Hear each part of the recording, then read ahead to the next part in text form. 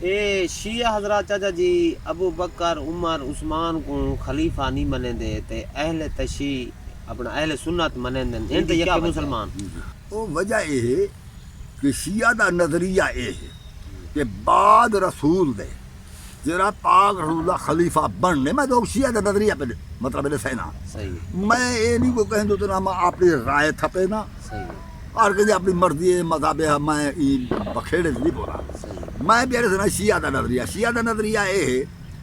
کہ اے بعد رسول دے جرا رسول کریم دا نائب ہونے خلیفہ ہونے صحیح وہ یا تا اللہ اعلان کر کے ایک خلیفہ ہے رسول دا نائب ہے صحیح ایک قائم مقام ہے رسول اللہ یا رسول کریم آپ نصاب میرا قائم مقام ہے شیعہ جی گال کرن رسول کریم دا دسامن بھی صلی اللہ علیہ وآلہ وسلم پاک رسول دا دسامن بھی صحیح یہ سمجھو اللہ دا دسامن ہے کہ اللہ دا دسامن بھی کدال ہے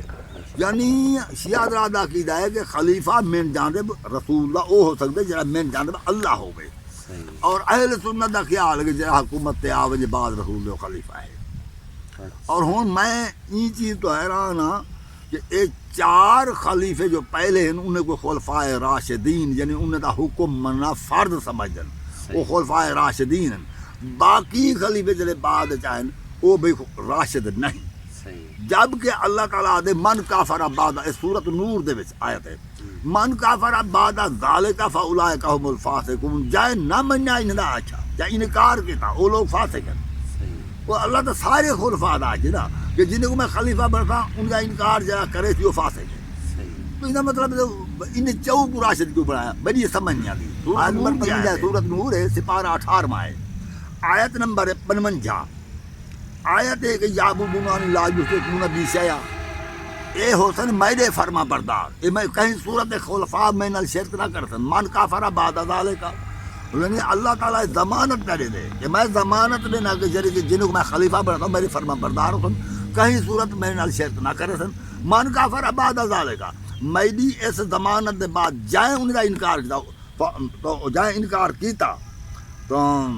اولئک هم الفاسقون بس وہ لوگ فاسق ہو سن تو یہ اللہ جس کا مطلب یہ ہوا کہ بس جتنے خلفاء ہیں سارے دی اطاعت کرنی ہے چار کیوں راشد ہیں صحیح مگر شیعہ نے نکھڑا نہیں کیتا ہاں شیعہ دا نظریہ یہ ہے کہ 12 واجب الاطاعت مگر ہونے میں جانب اللہ ہے کیونکہ 1,24,000 پیغمبر آئے حضرت آدم تو گن کے حضرت عیسیٰ تک کہیں نبی دی امت نے اپنے واسطے نبی دا قائم مقام نہیں چڑیا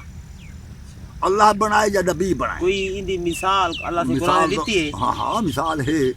مثال حضرت موسیٰ علیہ السلام کو طور تو بنیا لگن تو انہیں ہے کہ یا وَإِذْ قَالَ مُوسَىٰ لِأَخِيهِ هَارُونَ اخْلُفْنِي فِي قَوْمِي موسیٰ نے آخیا اپنے بھرا ہارون کو کہ میرا خلیفہ ہو جا مل جاتے وصل اصلاح کریں نہ رہیں انہیں لوگوں دی وَلَا تَتَّبِعْ سَبِيلَ الْمُفْسِدِينَ اور اگر ان لوگوں کو فساد برپا کر فسادی ہوں تو انہیں اچھا نہ منیں تو حضرت موسیٰ نے اپنا قائم مقام آپ مقرر کیا اپنی وفات کے بعد یوشع بن نون کو حضرت موسیٰ نے مقرر کیا اللہ نے مقرر کیا وہ نبی مقرر کرے اللہ مقرر کرنے تو امت نے نہیں چنا